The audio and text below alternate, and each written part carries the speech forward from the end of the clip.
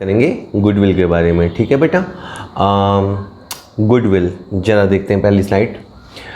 जैसे valuation of goodwill, कोई एक ऐसी चीज़ जो हमें दिखाई देती हो उसकी वैल्यू करना बहुत आसान होता है। कार का पता करना हो कार कितने की है, बिल्डिंग का पता करना हो बिल्डिंग कितने की है, इतना मुश्किल नहीं है। लेकिन एक ऐसी चीज़ जो दिखाई नहीं देती हो उसकी वैल्यूएशन करना काफ़ी मुश्किल रहता है। कुछ बातें लिखी हैं। क्वालिटी प्रोडक्ट, गुडविल बनती है अगर आपका प्रोडक्ट अच्छी क्वालिटी का हो। गुड रिलेशन, आप अपने कस्टमर से बहुत अच्छे रिलेशन बना के रखते हो। क्रेडिबिलिटी, लोग आपकी चीज़, आपकी बात पे, आपकी चीज़ पे यकीन रखते हो। एक्सपीरियंस, आपका तजुर्बा अच्छा हो। नए नए लोगों को इतना बिज़नेस करना नहीं आता। एक्सपीरियंस्ड बंदा जानता है कि कस्टमर कैसे खुश होता है, कैसे नाराज़ होता है। और सर्विस प्रोवाइडेड टू कस्टमर्स, ये कुछ फैक्टर्स होते हैं जो गुडविल को प्रभावित करते हैं, गुडविल जिनसे अफेक्ट होती है। आगे बात करते हैं। Calculation of goodwill for partnership. देखिए, हमारे लिए गुडविल क्यों सीखना ज़रूरी है, कोई थ्योरी चैप्टर तो है नहीं। हमें एक पार्टनरशिप फर्म में गुडविल कब और क्यों निकालते हैं उस पे बारे में हम बात करेंगे। ठीक है, चलिए आता है। सबसे पहले इन्होंने बताया definition of goodwill. Goodwill is an attractive force which attracts the customer towards the business. Goodwill में एक जादुई शक्ति होती है, एक मैजिकल पावर होता है, वो कस्टमर को खींचता है। एक कस्टमर 40 दुकान छोड़ के, 100 दुकान छोड़ के आपकी दुकान ढूंढते ढूंढते पहुंचता है। ऐसा क्यों? ऐसा गुडविल की वजह से। According to Shukla and Grewal, goodwill में be defined as the value of the reputation of a business house in respect of profits expected future over and above the normal level of profits earned by the undertaking belonging to the same class of business। बहुत ही tough definition दिया है, इसमें बहुत सारे word हैं। उन्होंने कहा कि गुडविल को हम डिफाइन कर सकते हैं रेपुटेशन की वैल्यू, किसी की जो रेपुटेशन होती है अगर उसको एक वैल्यू दी जाए तो उसे कहेंगे गुडविल। इसमें क्या होता है, देखो इंडस्ट्री में और भी प्लेयर होते हैं। मान लो मिठाई की दुकान है तो शहर में कोई एक थोड़ा दुकान होती है, 50 दुकानें होती हैं। तो एक मिठाई वाला बाकी लोगों से ज़्यादा कमावे, ठीक है। एक जूते चप्पल वाला नॉर्मल बाकी दुकानदारों से ज़्यादा कमावे, एक कपड़े वाला नॉर्मल से ज़्यादा कमाए, उसकी इस अर्निंग कैपेसिटी को गुडविल कहते हैं। ठीक है, यानी आप नॉर्मल से ज़्यादा कमा पाओ। बाकी जो घराने हैं, जो इंडस्ट्री के बाकी प्लेयर हैं, फर्म्स हैं, उनसे अगर आप एक्स्ट्रा कमा पाओ तो वो गुडविल है। गुडविल एक आकर्षक शक्ति है जो ग्राहकों को व्यापार की ओर आकर्षित करती है। ठीक है, चलिए और सुनते हैं। इसके बाद उन्होंने लिखा है goodwill represent the good name and reputation of the firm. ठीक है, जाहिर सी बात है गुडविल, बैडविल इसका उल्टा होता है। In accounting term, goodwill is the value of the expected future profit over and above the normal rate of profit of the industry. देखिए, प्रॉफिट सब कमाते हैं, लेकिन जो नॉर्मल से ज़्यादा कमाए। आप भी 8 घंटे दुकान खोलो, दूसरा भी 8 घंटे दुकान खोलो, और अगर आप एक्स्ट्रा कमा पाते हो तो डेफिनेटली आपकी गुडविल की वजह से है, वरना कोई रीज़न नहीं है कि आप एक्स्ट्रा कमाओ। गुडविल को ही कहे करंट एसेट्स है कि फिक्स्ड एसेट्स है, तो जवाब है सर ये फिक्स्ड एसेट्स है। फिक्स्ड एसेट में फिर सब जानते हैं कि टेंजिबल और इंटेंजिबल दो तरह के होते हैं, तो गुडविल इंटेंजिबल होती है। ठीक है, ये सारी बातें हिंदी में भी लिखी हुई है। ठीक है जी, चलिए गुडविल को अफेक्ट करने वाले फैक्टर्स, हालांकि जो पहली स्लाइड आई उसमें भी मैं बताया, फिर भी यहाँ आएगा एक बार ढंग से।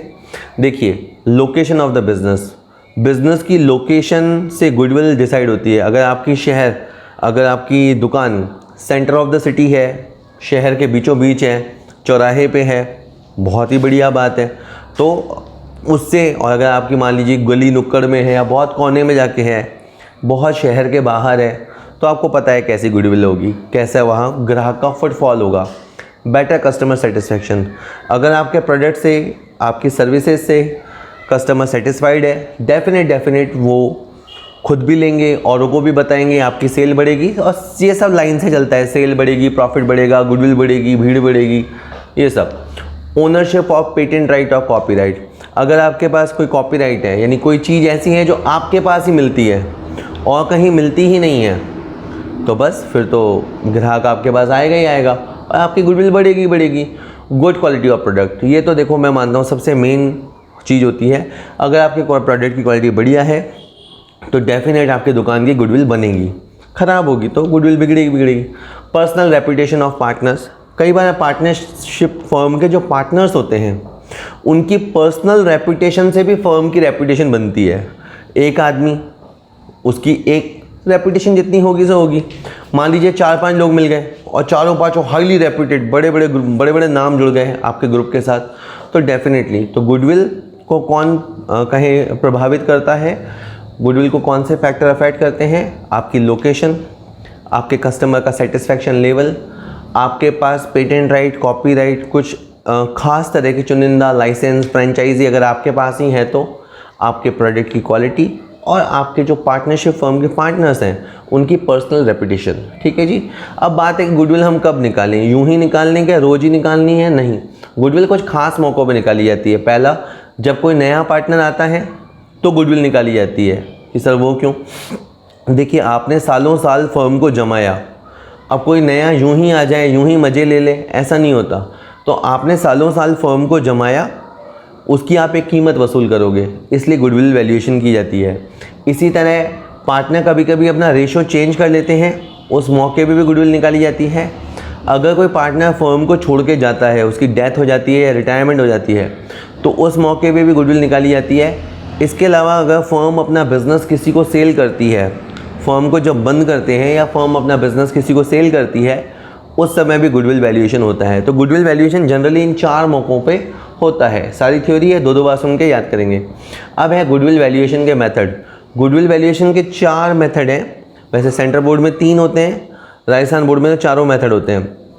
पहला मेथड होगा आपका एवरेज मेथड, दूसरा मेथड है सुपर प्रॉफिट मेथड, तीसरा है कैपिटलाइजेशन मेथड और चौथा है एन्युटी मेथड।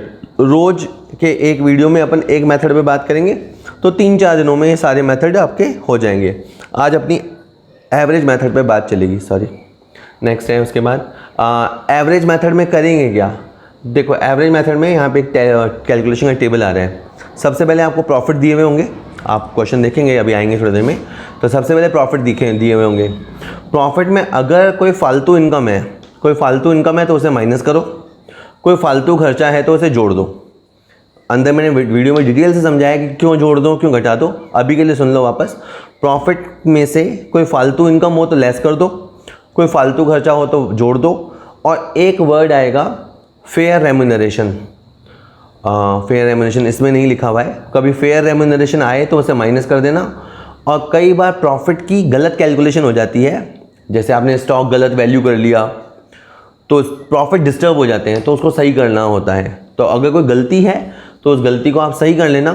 सब कुछ सही करने के बाद जो प्रॉफिट आएंगे, है ना, सब कुछ सही करने के बाद जो प्रॉफिट आएंगे उसको अपन एडजस्टेड प्रॉफिट कहेंगे। ठीक है। और एवरेज मेथड में क्या होगा, मैं आपको सिंपल बताता हूँ। आपके प्रॉफिट्स होंगे, आपको अगर उन्हें एडजस्ट करना है तो आप उन्हें एडजस्ट करोगे। एडजस्ट करने के बाद एवरेजिंग होगी, रिपीट, अभी देख क्या बोला, प्रॉफिट होंगे, उनको एडजस्ट करोगे, एवरेजिंग होगी, और एवरेज के बाद आएगा नंबर ऑफ ईयर्स परचेज। वो बोलेगा 3 से मल्टीप्लाई कराओ तो 3 से करा देना, वो बोले 4 से मल्टीप्लाई कराओ तो 4 से करा देना, जितने से बोले ना बेटा उतने से मल्टीप्लाई करा देना। ये अभी सारा का सारा आने वाला है। ठीक है।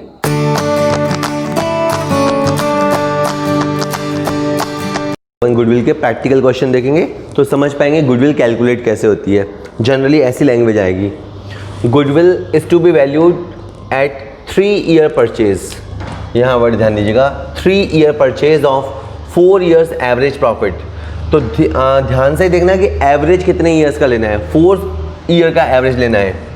For last 4 years ending on 31 March of the firm work. अब आपको ये प्रॉफिट दे रखे हैं 2016 12,000, ये है आपका 15-16 का प्रॉफिट, क्योंकि मार्च 16 को एंड हो रहा है तो ये 15-16 का प्रॉफिट, ये है 16-17 का, ये है 17-18 का, और ये है 18-19 का। इन लोगों ने डिसाइड किया कि हम 4 साल के बेसिस पे गुडविल निकालेंगे, और इन्होंने मेथड कौन सा लिया है, इन्होंने मेथड लिया है एवरेज प्रॉफिट का। अपने को क्या करना, पहले ही अमाउंट लिख दो, जैसे 12,000 रुपये गुडविल निकालना, खास करके एवरेज मेथड सबसे आसान। पहले 12,000 ले लो, फिर 18,000 ले लिया, 16,000 रुपये, और फिर 14,000 रुपये। ठीक है, इनकी टोटल देख लेते हैं, 12, 30 और ये 30, 60,000। ये 60,000 में 4 से डिवाइड कर दिया तो ये आ गया आपका 15,000। ओके, तो ये 15,000 तो हो गया एवरेज। इन्होंने बोला है इसे 3 ईयर से मल्टीप्लाई करना है। ठीक है, अब ये 3 ईयर क्या है, इसे आप समझ सकते हो कि जितने साल इनको लगता है कि हमारी रेपुटेशन मेंटेन रहेगी, जितने साल आने वाले टाइम में हमारी रेपुटेशन मेंटेन रहेगी, तो ये 3, 5, 7 कुछ भी बोल सकता है। तो 15,000 इंटू 3 45,000 रुपये। तो ये इतना आसान मेथड है कि ज़्यादा समझाने लायक कुछ नहीं है। आपको प्रॉफिट्स गिवन होंगे, आप उनकी एवरेजिंग करना, एवरेजिंग के बाद ये जितने से बोले उतने से मल्टीप्लाई कर देना, ठीक है। तो ये आपका आंसर आ गया है गुडविल। एवरेज मेथड बहुत ज़्यादा लॉजिकल नहीं होता, सीखने के लिए फर्स्ट मेथड है, लेकिन ये बहुत ज़्यादा लॉजिकल नहीं है, बट अपन को तो सीखना ही है। चलो हाथों हाथ बिना रुके दूसरा क्वेश्चन देख लेते हैं। ये फर्स्ट हो गया है। सेकंड में कहता है the profits of a firm for the last years as follows. तो आपको 2005, 6, 7, 8, 9, 10 6 साल का रिकॉर्ड दे रखा है, और 6 साल में एक जगह लॉस मार्क भी किया हुआ है। You are required to calculate the value of goodwill on the basis of 3 year of average profit. तो इसमें भी आपको एवरेजिंग करनी है और लास्ट में आके 3 से मल्टीप्लाई करना है। तो बहुत सिंपल है, जैसे पहले तो लिख दिया मैंने 42,000, फिर लिख दिया 50,000, ठीक है, फिर 10,000 लिखा माइनस, और फिर लिखा 58,000 पॉजिटिव, और इसके बाद 69,000 एंड एट लास्ट 85,000, ठीक है। चलो 3 3 0 हो गए, 5 और 9 14 है, 14 और 8 22, ठीक है, 22 और 2 24। अच्छा ये माइनस का भी तो है, इसका ध्यान रखना पड़ेगा। तो चलो ठीक है, पहले ऐसे कर देते हैं। 42 और 50 92 में से 10 चला गया 82 और 8 90 140 209 214 है, और 80 294 2,94,000, ठीक है। आप अपने हिसाब से कर लेना। 294,000 का टोटल है, और हमने 6 ईयर्स को यूज़ किया है।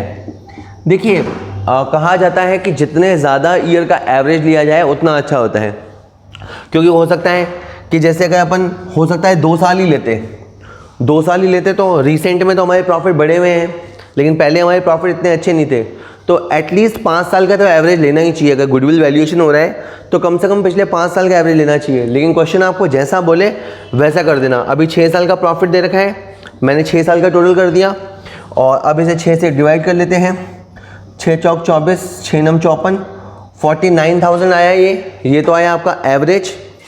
और एवरेज आ जाने के बाद इसे अपन 3 से मल्टीप्लाई कर देंगे, क्योंकि अपने को कहा है 3 ईयर ऑफ एवरेज। 2 ईयर बोलता तो 2 से मल्टीप्लाई करते, 4 ईयर बोलता तो 4 से मल्टीप्लाई करते, ठीक है। तो ये आपका हो जाएगा 147,000 कि सर ये क्या आया है, ये आया है गुडविल। तो इस टॉपिक में हम क्या सीखेंगे कि एक इंटेंजिबल एसेट्स गुडविल जो दिखाई नहीं देती उसका कैसे वैल्यूएशन होगा। सपोज आपका कार हो तो उसका वैल्यूएशन फिर भी इजी होता है, आप मैकेनिक को बुलाओगे आपको पता लग जाएगा। लेकिन एक चीज़ जो दिखाई नहीं दे रही है उसका वैल्यूएशन कैसे होगा। तो जैसे गुडविल है, गुडविल उसी की मानी जाती है जिसके पास प्रॉफिट है। तो इसीलिए गुडविल को मेजर करने का सबसे अच्छा तरीका होता है प्रॉफिट्स। तो हम प्रॉफिट्स देखेंगे, एवरेजिंग करेंगे, आंसर आएगा। हो गया है।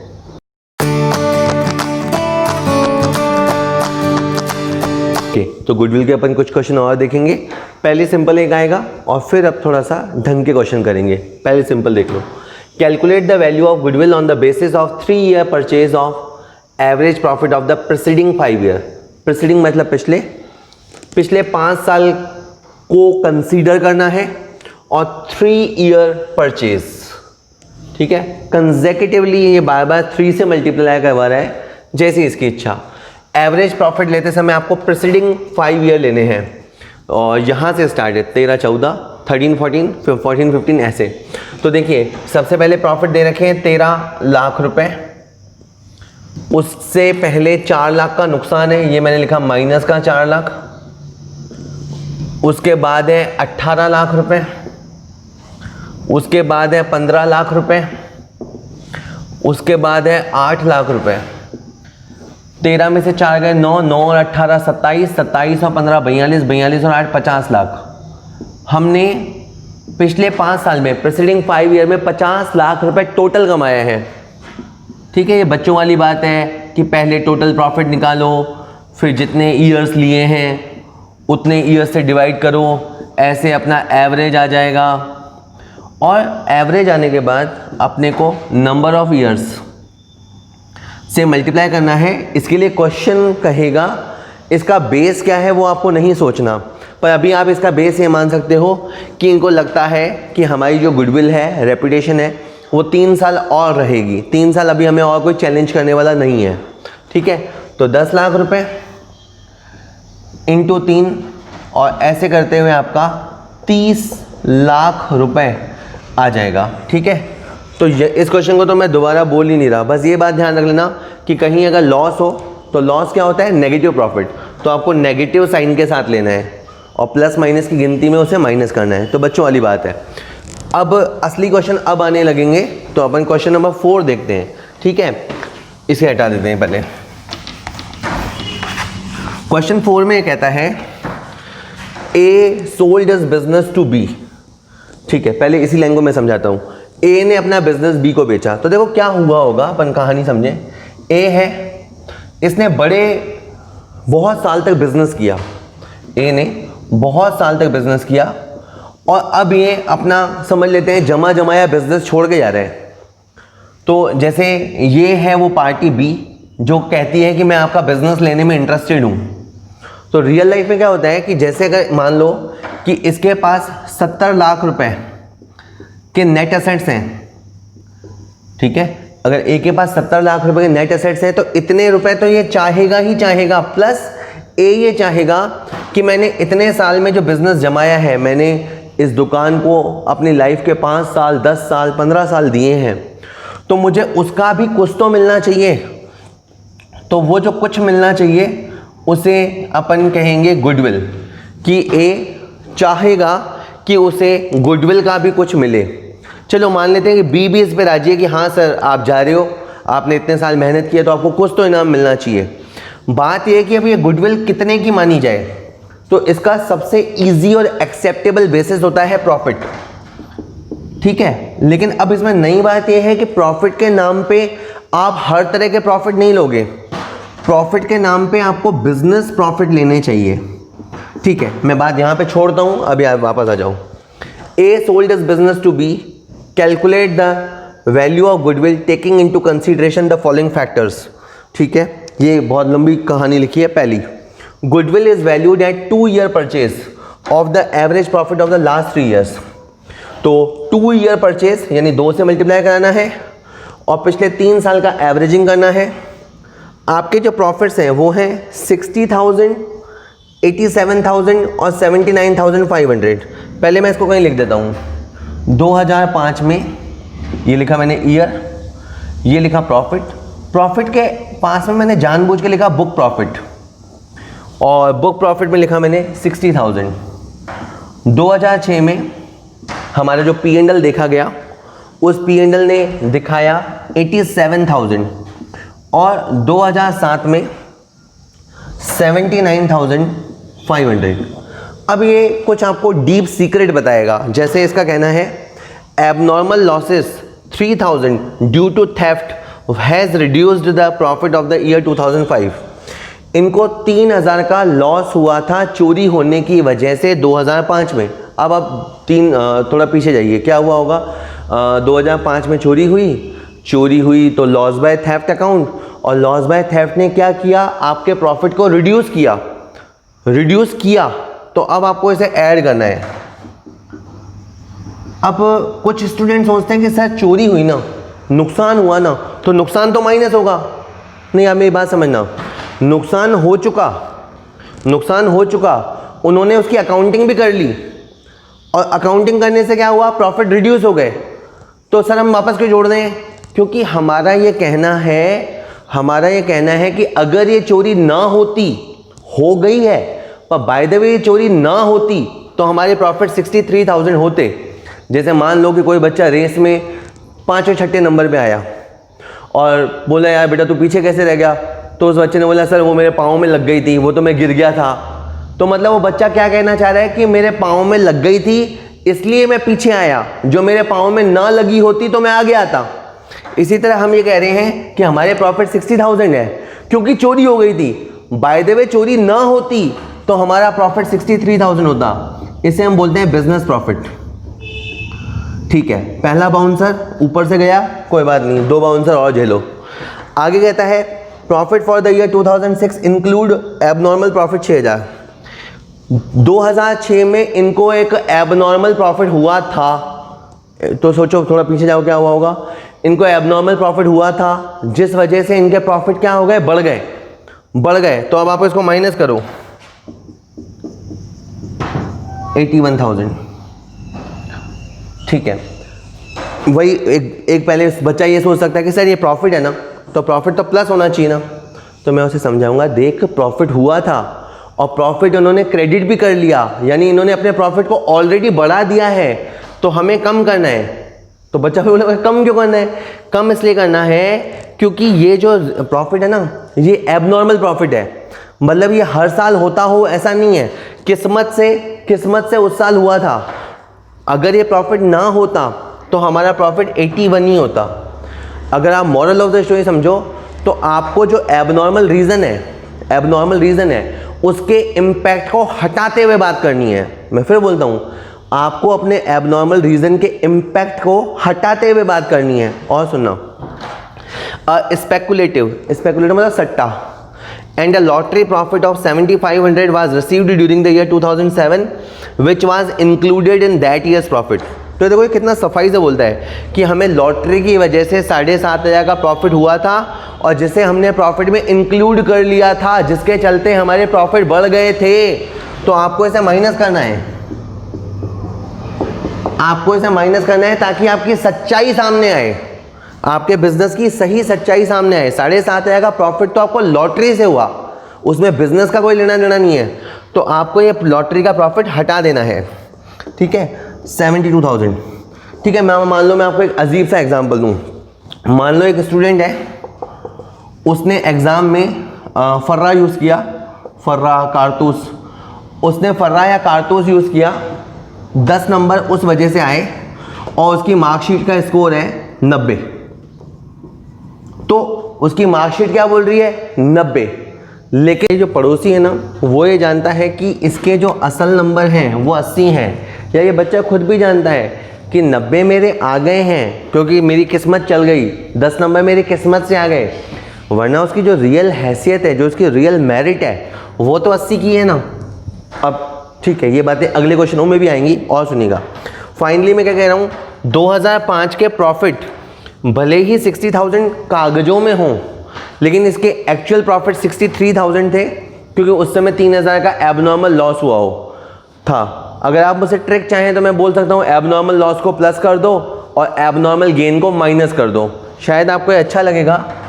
अगर जो बच्चे ज़्यादा कॉन्सेप्ट नहीं समझना चाहते तो वो बने ऐसा याद कर लें कि जो बुक प्रॉफिट होता है, उस बुक प्रॉफिट में से जो एबनॉर्मल गेन है ना, एबनॉर्मल गेन है वो तो कर दो आप माइनस, और जो एबनॉर्मल लॉसेज हैं उसको आप कर दो ऐड बैक। तो ये भी आपको ठीक लगेगा, बुरा नहीं है ये तरीका भी। इसी तरह 2006 में जो प्रॉफिट दे रखे हैं वो हैं तो 87,000, लेकिन जो रियल बिजनेस प्रॉफिट है वो 81,000 है, क्योंकि 6,000 किस्मत से हुआ था। इसी तरह 79,500 का प्रॉफिट बुक्स में है, पर जो हमारा रियल प्रॉफिट है वो 72,000 ही है।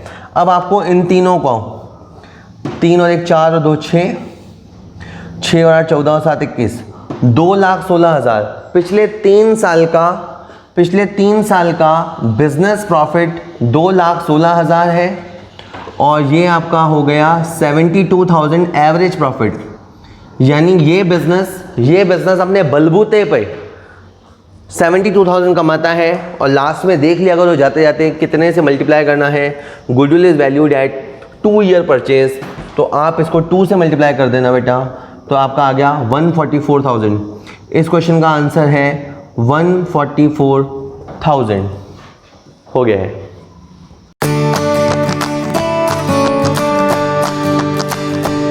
गुडविल का एक क्वेश्चन अपन और देखेंगे, पहले अच्छे से पूरा पढ़ लेते हैं। A and B are partners sharing profits in the ratio of 3:2. दो पार्टनर हैं. They decided to admit C as a partner from 1st April 2018 on the following terms. उन्होंने कहा कि भाई C हम तुझे भी पार्टनर बनाएंगे, अप्रैल 2018 से तू हमारा पार्टनर है. C will be given 2/5 of the share of the profit. C आएगा तो उसे 2/5 मिलेगा, यानी 5 रुपये में से 2 रुपये कमाई उसकी होगी, 500 में से 200 रुपये उसके होंगे. अच्छा खासा शेयर दिया है इसको. Goodwill of the firm be valued at 2-year purchase of 3-year normal average profits of the firm. ध्यान से, goodwill of the firm be valued at 2-year purchase. यहां पे आपको 2 से मल्टीप्लाई कराना है और इसके लिए आपको 3 साल के एवरेज देखने हैं. ठीक है, और यहां पे इन्होंने थोड़ा क्लियरिटी दी है कि आपको नॉर्मल प्रॉफिट देखने हैं. Profits of the previous 3 years ended 31 मार्च वर 31 मार्च 2018 को जो ईयर एंड हो रहा था उसमें प्रॉफिट था 30,000. After debiting loss of stock by fire, आग से 40,000 का नुकसान हुआ, उस लॉस को झेलने के बाद हमारे प्रॉफिट 30,000 है. 2017 में हमारा लॉस हुआ 80,000. Includes voluntary retirement compensation paid 1,10,000. इसमें जैसे एम्प्लॉय अपनी मर्जी से, कर्मचारी अपनी मर्जी से नौकरी छोड़ देता है तो उसको बोलते हैं वॉलेंट्री रिटायरमेंट, और जब वो नौकरी छोड़ के जाता है तो हम उसे कॉम्पनसेशन देते हैं. ऐसा हर साल नहीं होता, कभी कभी होता है. Profit for 2016 1,10,000 including a gain of 30,000 on the sale of fixed assets. You are required to value the goodwill. देखो अपन है ना पहले गलत तरीके से जाते हैं. गलत तरीका क्या होता है कि भैया आप तो 2016 का प्रॉफिट देखो, 2016 का प्रॉफिट है 1,10,000. ठीक है साहब. 2017 का प्रॉफिट देखो जो कि है माइनस के अंदर 80,000. ठीक है, माइनस के अंदर 80,000. और 2018 का आप स्कोर देखो जो कि है 30,000. और ब्रैकेट में लिखी हुई बातों पे ध्यान ही मत दो, पर ये कोई तरीका थोड़ी ना हुआ. आप देखो तरीका क्या होता है. यहाँ देखो इनके साथ क्या हुआ, 40,000 रुपये का नुकसान हुआ, आग लगी थी, नुकसान हुआ. तो सोचो क्या हुआ होगा, लॉस हुआ. उन्होंने लॉस को P&L के DI में लिखा होगा, इससे प्रॉफिट्स पे प्रेशर पड़ा और आपके प्रॉफिट्स क्या हो गए, कम हो गए. आपके प्रॉफिट्स कम हो गए तो आपको ये चीज़ प्लस करनी पड़ेगी.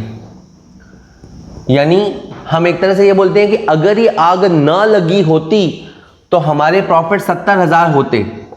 दुनिया तो हमारा ये 30,000 देख रही है, लेकिन जो असली वैल्यूअर है, जो पारखी आदमी है, जिसको पता है, वो जानता है कि हमारा प्रॉफिट रियल में 70,000 रहने वाला था. ठीक है. इसी तरह से देखिए इस ईयर में क्या हुआ, एक एम्प्लॉय रिटायर हो गया, या 2-4 लोग हैं रिटायर हो गए तो हमने उनको माला पहनाई और उनको 1,10,000 रुपये दिए. 1,10,000 रुपये दिए तो एक्सपेंस हो गया तो आपके प्रॉफिट पे प्रेशर आ गया. प्रॉफिट पे प्रेशर आ गया तो प्रॉफिट नीचे चले गए तो आप इसको ऐड कर दो. ठीक है.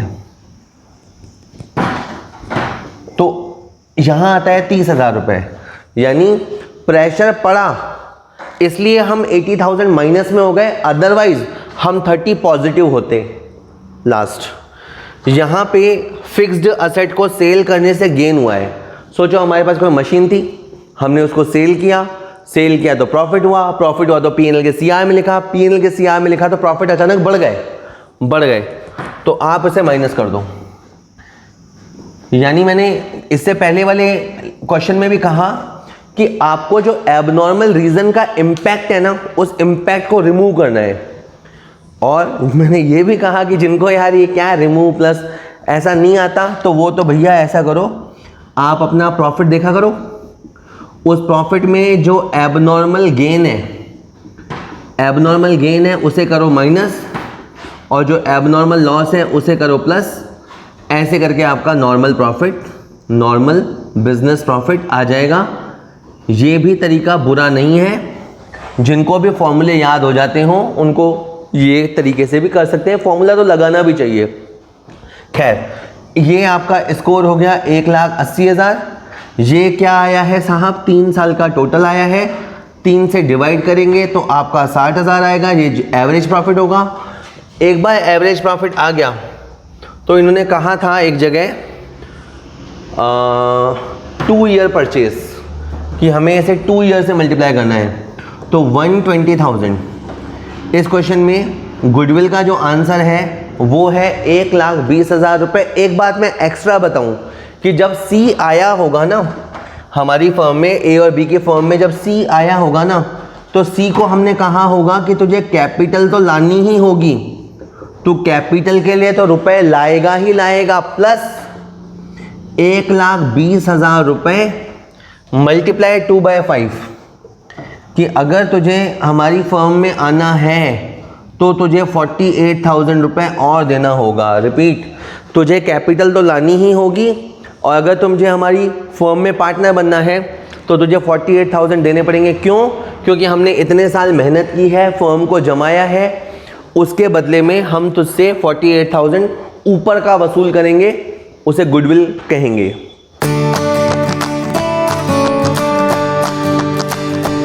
तो क्वेश्चन नंबर 6, गुडविल पे ही बात चल रही है, बस एक क्वेश्चन और ये देखेंगे। X and Y are partners sharing profit and losses in the ratio of 3:2। दो पार्टनर हैं, रेशियो दे रखा है। They admit Z into the partnership for 1/4 share in the goodwill. उन्होंने जेड को बोला कि तू पार्टनर बन जा, हम तुझे 1/4 देंगे। Z brings in his share of goodwill in cash. तो जेड को हमने जितने पैसे बताए वो कैश में लाएगा, ऊपर के पैसे। Goodwill for this purpose is to be calculated at 2 year purchase of the average normal profit. अब के बार हमें 2 ईयर परचेज करना है, वैसे भी कुछ क्वेश्चन अपने 2 ईयर परचेज वाली की हैं, और प्रॉफिट्स लेने हैं लेकिन नॉर्मल प्रॉफिट्स का ध्यान रखना है, और ऐसा अपने को पिछले 3 साल का देना है। ईयर एंडेड 31 मार्च 2016, 17, 18, आराम से। 2016 का जो प्रॉफिट था 50,000 रुपये, और ये जो ब्रैकेट में होता है ना उसके साथ 3 चीज़ें संभव है, प्लस करो, माइनस करो, छोड़ दो, ठीक है। तो इसमें ब्रैकेट में लिखा है including profit on sale of assets, ठीक है। 5,000 का प्रॉफिट असेट बेचने से हुआ था, लॉस है 20,000 का, इंक्लूडिंग लॉस बाय फायर 30,000, और यहाँ पे प्रॉफिट 70,000 का हुआ था, including insurance claim receive 18,000 and interest on investment and dividend receive 8,000। Calculate the value of goodwill, also calculate goodwill brought in by Z. Goodwill की वैल्यू निकालो और ये बताओ कि जेड कितना रुपया लाएगा। ओके, आराम से। सबसे पहले तो क्या करो, आप अपने प्रॉफिट लिख दो। जैसे 2016 का आपका प्रॉफिट है 50,000 रुपये, 2017 में आपका स्कोर है माइनस का 20,000, और 2018 का आपका स्कोर यानी आपका P&L बोलता है 70,000। अब अपन प्रॉफिट्स के अंदर थोड़ा डीप एनालिसिस करेंगे। जैसे ये जो 50,000 का प्रॉफिट है, इसके अंदर असेट सेल करने से जो 5,000 का प्रॉफिट था वो इंक्लूड है। मतलब इन्होंने असेट्स बेची, प्रॉफिट हुआ, प्रॉफिट को P&L में लिखा, इस तरह से 5,000 का प्रॉफिट इनके प्रॉफिट्स में शामिल हो गया, तो आपको माइनस करना है। कि सर माइनस क्यों करना है? क्योंकि ये जो है ना, ये एबनॉर्मल गेन है, इसका बिजनेस को चलाने से कोई लेना देना नहीं है। ये तो आपकी किस्मत थी कि आपको 5,000 का प्रॉफिट हो गया। रियल में जो बिजनेस चलाने से, जो कस्टमर्स से प्रॉफिट आता है वो 45,000 आया, ठीक है। तो एक अकाउंटेंट को ये समझ भी होनी चाहिए। इसी तरह से यहाँ पे क्या हुआ, 30,000 का नुकसान हुआ, आग लग गई, नुकसान हो गया, हमने उसे P&L में डाल दिया। P&L में डालने से क्या हुआ, प्रॉफिट दबाव में आ गए, प्रॉफिट प्रेशर में आ गए, प्रॉफिट नीचे चले गए, तो हम इसे प्लस करेंगे। यानी हम ये कहना चाह रहे हैं कि आग न लगी होती तो हमारा रिजल्ट 10,000 पॉजिटिव होता। दुनिया हमारा रिजल्ट भले 20 माइनस देख रही हो, पर हमें पता है कि हमारा वैसे प्रॉफिट 10,000 रहने वाला था, तो आपने यहाँ पे एबनॉर्मल लॉस को प्लस किया। इसी तरह से यहाँ पे आपको 70,000 का प्रॉफिट दिखाई देता है, आपको इंश्योरेंस कंपनी से क्लेम मिला। अब इंश्योरेंस कंपनी से क्लेम मिलना एक्स्ट्रा ऑर्डिनरी चीज़ है। या आपको इंटरेस्ट और डिविडेंड मिला। इंटरेस्ट और डिविडेंड की जो इनकम है ना, वो इन्वेस्टमेंट की वजह से आती है। आप बिजनेस करो चाहे मत करो, ये इनकम आती ही आती है। कहने का मतलब है ये जो 26,000 की इनकम है, ये हमें मिली तो हमने क्रेडिट कर ली, क्रेडिट कर ली तो प्रॉफिट बढ़ गए, प्रॉफिट बढ़ गए तो आपको माइनस करना है।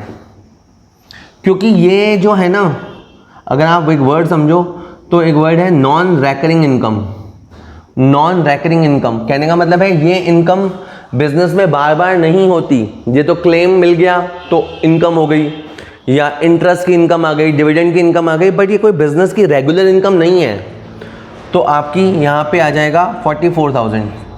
अब 45, 55, 59, 99, 99,000 ये क्या आया आपका 3 साल का टोटल। 3 से डिवाइड किया तो 33,000 आया आपका एवरेज प्रॉफिट। एवरेज प्रॉफिट आने के बाद क्वेश्चन आपको कहेगा कि इसे मल्टीप्लाई करो। मल्टीप्लाई करना है 2 ईयर परचेज से, तो 33,000 इंटू 2 ये हो गया 63,000। ये हो गई गुडविल। कौन सी गुडविल? फर्म की। सर वापस, ये फर्म के प्रॉफिट है पूरी फर्म के, तो गुडविल किसकी है? पूरी फर्म की। हमारी फर्म में कौन आना चाहता है? जेड आना चाहता है। जेड कितनी हैसियत है उसकी? 1/4। तो हम उसे बोलेंगे कि अगर तुझे आना है, हमारा पार्टनर बनना है, तो तुझे 4 एकम 4, 26, 4 छिंग 24, 16,500 लाने होंगे। जेड हैज़ टू ब्रिंग, अगर जो तू हमारा पार्टनर बनना चाहता है तो कैपिटल के अलावा 16,500 तुझे ऊपर के देने होंगे, क्योंकि हम तुझे एक जमी जमाई फर्म में एंट्री दे रहे हैं। ये बात वैसे अपन एडमिशन ऑफ पार्टनर वाले चैप्टर में और अच्छे से समझेंगे। हो गया है।